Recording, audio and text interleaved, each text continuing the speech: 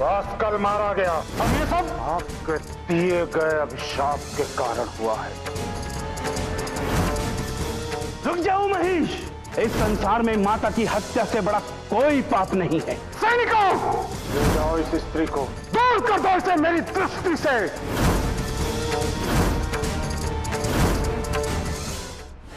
अविश्वसनीय किंतु सत्य। पहले चिक्षुर, फिर विडाल, फिर वास्कल और दुर्मुख।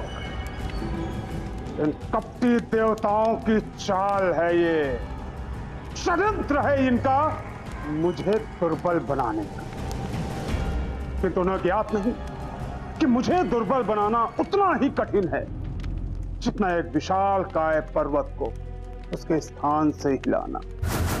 महाबली, छोटा मुंह बड़ी बात। इन देवताओं को कठिन पाठ पढ़ाना ही होगा। हाँ महाबली दैत्यराज, इनके बिना वो नहीं समझेंगे। इन सब के पीछे इंद्रदेव का ही हाथ है। वही संपूर्ण घटनाओं का सूत्रधार है। मां शक्ति है तो एक स्त्री ही। क्या एक स्त्री इतनी समर्थवान हो सकती है तो महिषासुर जैसे दानव का वध कर सकती?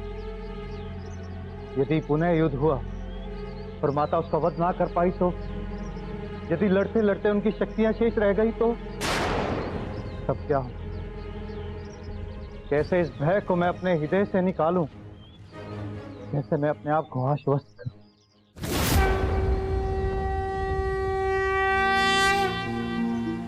पधारिए देवराजेंद्र। दुर्गा लोक में आप सभी देवों का स्वागत है। प्रणाम माते। क्या हुआ देवराजेंद्र, आप इतने चिंतित क्यों दिखाई दे रहे हैं?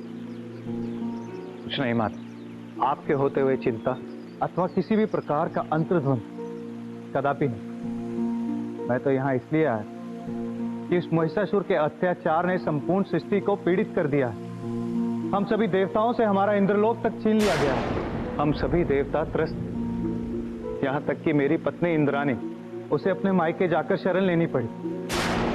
मैं कहीं भटक रहा हूं और मेरी पत्नी कहीं भटक रही है। ऐसे भयग्रस्त जीवन से गलैनी होने लगी। ना जाने अब कब तक ऐसे ही विवश होकर जीवन जीना पड़ेगा। तब तक इंद्रदेव, जब तक तुम और तुम्हारे समस्त देवता मेरे शरणागत नहीं हो जाते, अपना सर्वस्व समर्पित नहीं कर देते, तब तक यूं ही मूषक की भांति बिलों में रहना होगा। इंद्रदेव, तुमसे तो हम बाद में निपटेंगे। सर्वप्रथम मुझे उस स्त्री को पाना है जिसने चुनौती दी है महाबली महिषासुर को। हम इस चुनौती का उपहार देंगे उसे, अवश्य देंगे। मृत्यु? ना ना ना, मृत्यु नहीं। हम इस चुनौती के बदले उसे चूनर देंगे, सुहाग की चूनर, और पटरानी बनाएंगे हम उसे, महिषासुर की पटरानी। अब इस संसार की कोई भी शक्ति उसे मेरी रानी बनने से नहीं रोक सकती। मैं उसे अपनी रानी बनाकर रहूंगा, और इसके लिए मुझे कुछ भी करना पड़े मैं करूंगा। बहुत उतावला हो रहा है वो असुर मेरे लिए। हाँ माते, इसी बात का तो अत्यधिक भय है, क्योंकि उतावलापन ही प्राणी की क्षमता को उससे अत्यधिक ऊर्जावान बना देता है। और वह तो पहले से ही अक्सर बुझने वाला दीपक सामान्य से अधिक प्रकाशवान होता है। उसका उतावलापन सूचक है उसके अंत का, संकेत है उसके मृत्यु के प्रारंभ का। माता, इसी शुभ घड़ी की तो प्रतीक्षा है।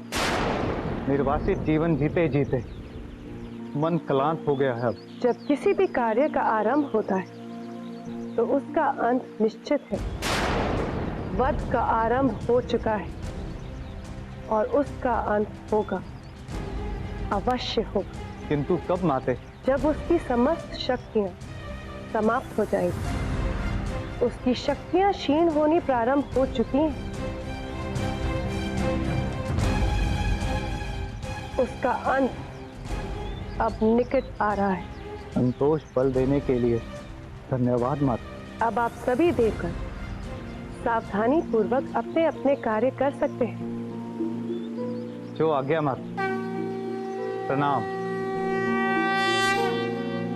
दैत्य गुरु शुक्राचार्य ने चेतावनी दी थी मुझे, ज्ञान दिया था मुझे, उनकी बातों को, उनकी चेतावनी को गलत सिद्ध ना कर दिया तो मेरा नाम भी महाबली महिषासुर नहीं। मेरी इस घोषणा के साक्षी हैं ये पल, चारों दिशाएं। अपनी इस घोषणा को पूर्ण करने के लिए अब मैं वो करूंगा जो किसी ने भी नहीं सोचा होगा।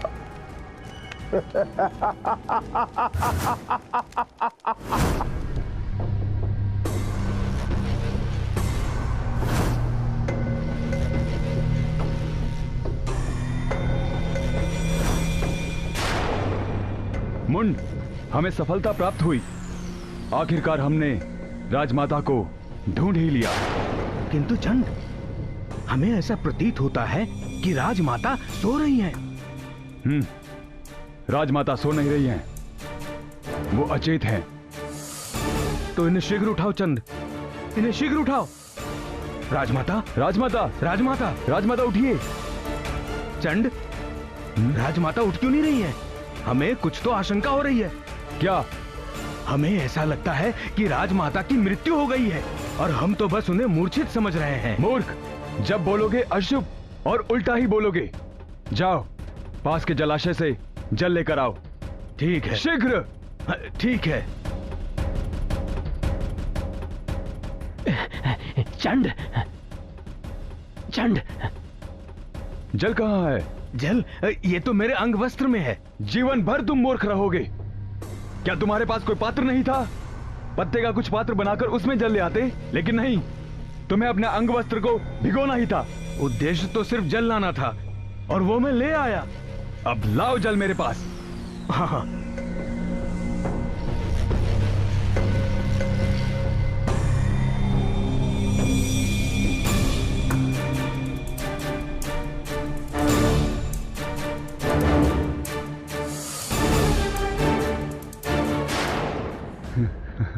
चंडबुन, तुम दोनों? समझ गई, निश्चित ही तुम दोनों को मेरे पुत्र ने भेजा है मुझे मारने के लिए। दे दो मृत्यु। वैसे भी अब हम जीवित रह के क्या करेंगे? नहीं नहीं राजमाते, ऐसे मत कहिए। हमने तो आपको बचपन से देखा है। हम तो आपको अपने गुरु माता मानते हैं। माते, हमें दैत्य गुरु शुक्राचार्य ने भेजा है आपको ले जाने के लिए। वे अवश्य कोई मार्ग निकालेंगे। हाँ, किंतु दैत्य गुरु का निवास तो महेश भवन के निकट है, मैं वहां नहीं जा सकती। नहीं नहीं राजमाता, आपको वहां नहीं चलना है। आपको महाबली महिषासुर की राज्य की सीमा के बाहर वन में जाना है। वहां आपके लिए सुरक्षित स्थान है और आपकी देखभाल के लिए हम दोनों को नियुक्त किया है। हाँ। मेरा निवेदन है, आप हमारे साथ चलिए। चलिए राजमाता। राजमाता, आप हमारे साथ आइए।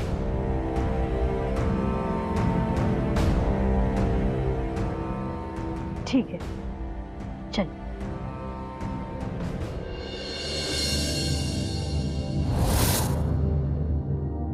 इंद्रानी पुत्री, मैं जानती हूँ तुम्हारी मनोदशा।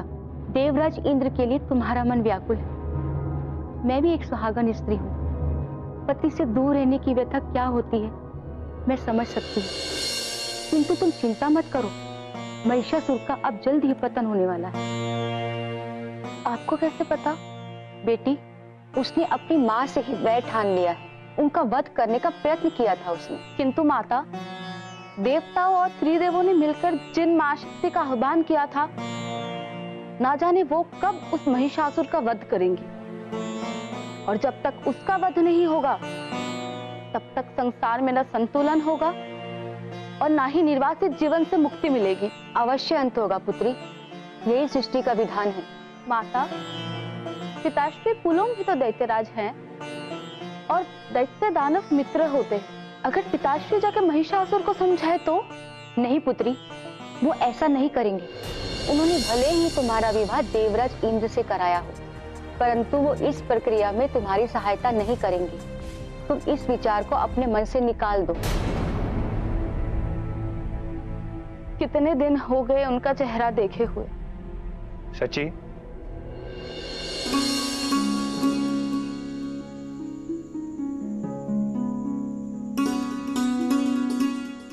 आइए देवराज जी, अच्छा हुआ आप आ गए। पुत्री इंद्रानी कब से आपका स्मरण करके व्यथित हो रही थी। आप बातें कीजिए, मैं अभी आती हूँ।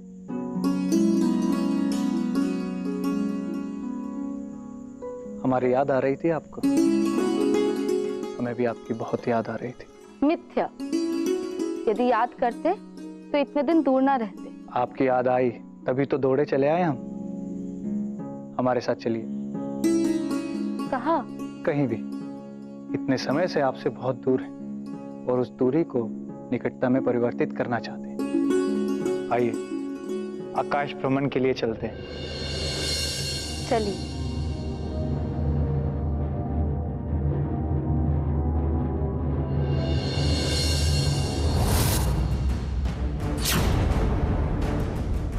सची, ये तो सची के समान लग रही है। क्या हुआ? वो इंद्रानी ही है ना? हाँ, पर सची तो आपके साथ गई थी ना, तो फिर वो, क्या आपने उसे किसी के साथ भेजा है क्या? नहीं, हमने उसे किसी के साथ नहीं भेजा। सची, सची रुको।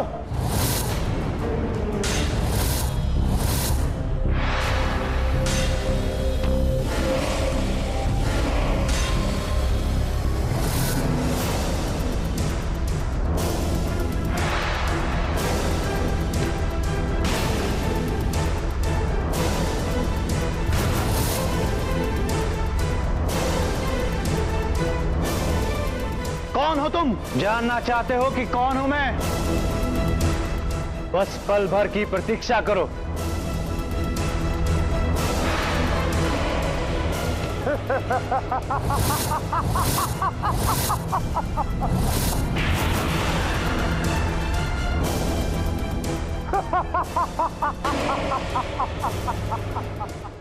महिषासुर तुम? हाँ मैं। क्यों? छल का अधिष्ठाता स्वयं आश्चर्य में पड़ गया। तुम और तुम्हारे देवताओं ने मिलकर मेरे वध के लिए जिस सुंदरी की रचना की, प्रथम दृष्टया ही मैं उस पे मोहित हूं।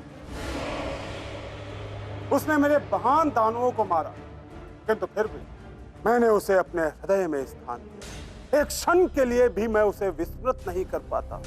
इंद्र, तुम्हारी प्रिय पत्नी सची अब तब तक मेरे साथ रहेगी जब तक वो सुंदरी स्वयं मेरे पास नहीं आ जाती। तो मेरे साथ जाओ। मैं तुम्हें अपनी पत्नी को लेकर जाने नहीं दूंगा।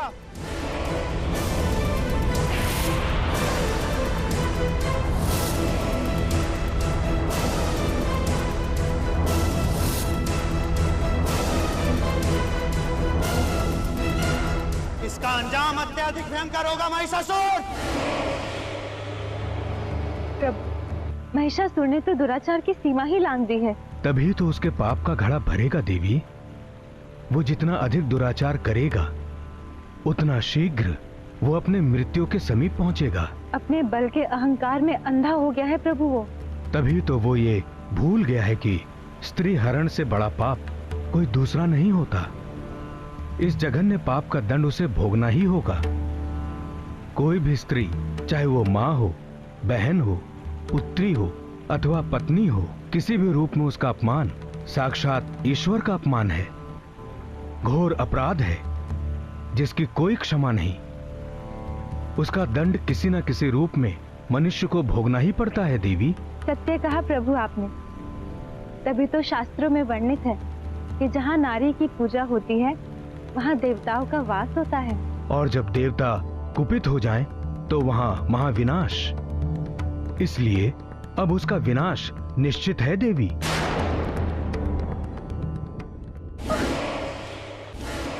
तुम्हारे धूर्त, कायर और कपटी पति ने जो मेरे साथ छल किया है, उसका दुष्परिणाम है ये।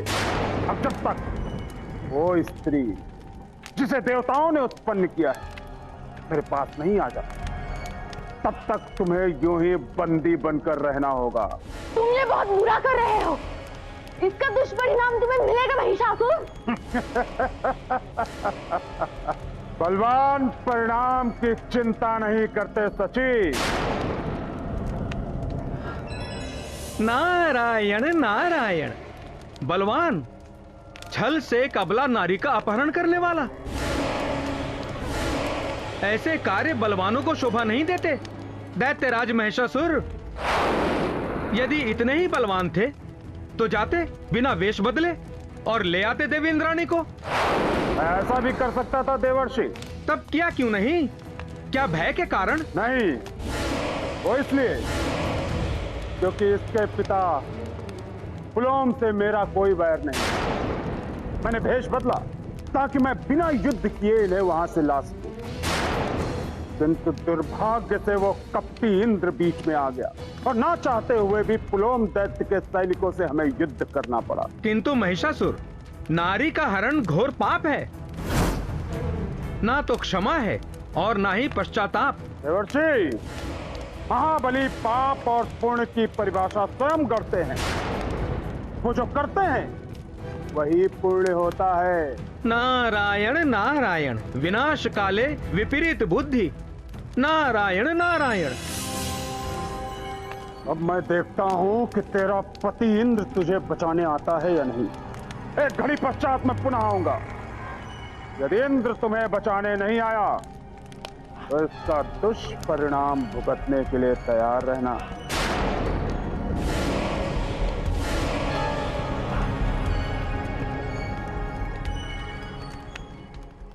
माते कुछ कीजिए माते। देखिए ना, उस महिषासुर ने कैसा जघन्य कुकृत्य कर डाला। उसने देवी इंद्राणी का अपहरण कर लिया माते, उनका अपहरण कर लिया। उसने अपहरण देवी इंद्राणी का नहीं, बल्कि देवी इंद्राणी के रूप में अपने काल का अपहरण किया है।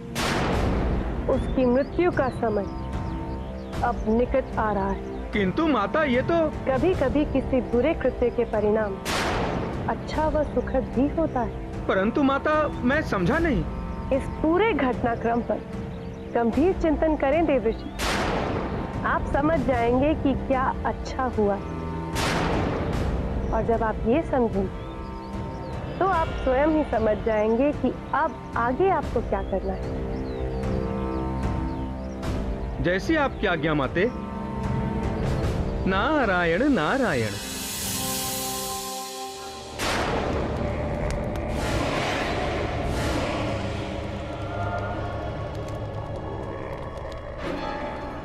एक घड़ी बीत गई सची, किंतु तुम्हारा कायर पति इंद्र तुम्हें छुड़ाने नहीं आया। अब इंद्र के ना आने का परिणाम भुगतने के लिए तैयार हो जाओ।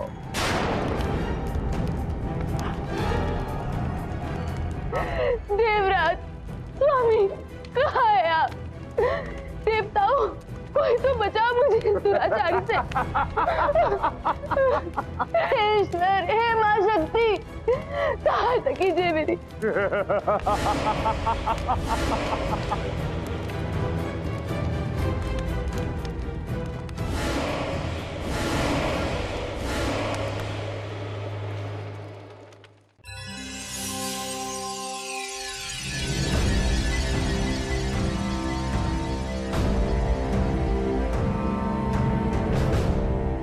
आइए, कैलाश में आपका स्वागत है विराज जी।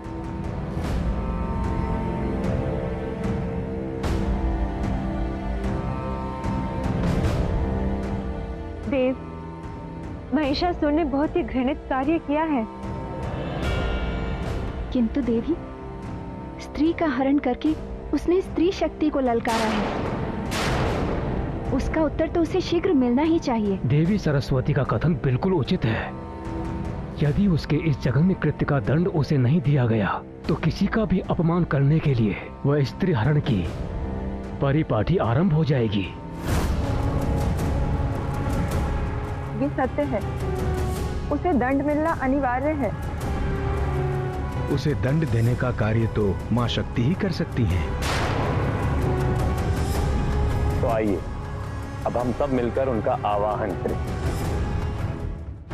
उनसे प्रार्थना करें।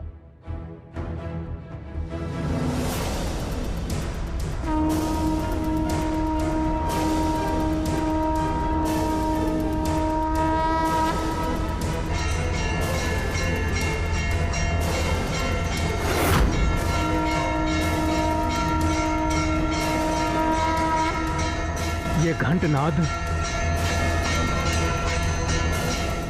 ऐसा तीव्र घंटनाद, ये क्या है?